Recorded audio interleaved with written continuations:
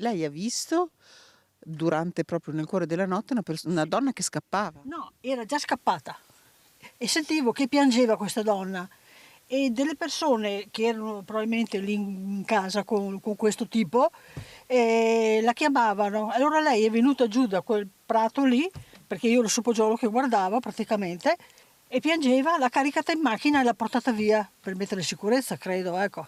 Dopodiché ho sentito che c'era stata questa lite, sono venuti fuori i carabinieri, già il giorno dopo anche, e dopo non ho più sentito niente. Anzi, chiedevo alla signora che abita lì, che la conosco, che ha detto, gli diceva questa, perché non te ne vai via di casa?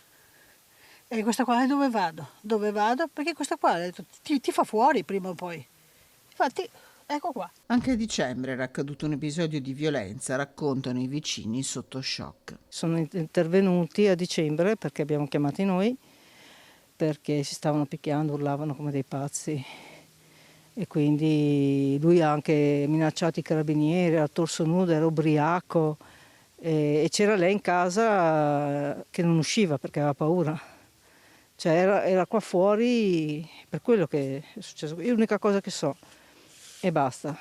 Io lei l'ho vista perché comunque la strada è quella, li vedi le persone, quindi era una bella ragazza anche. Sono veramente sconvolta. Cosa prova adesso? Rabbia,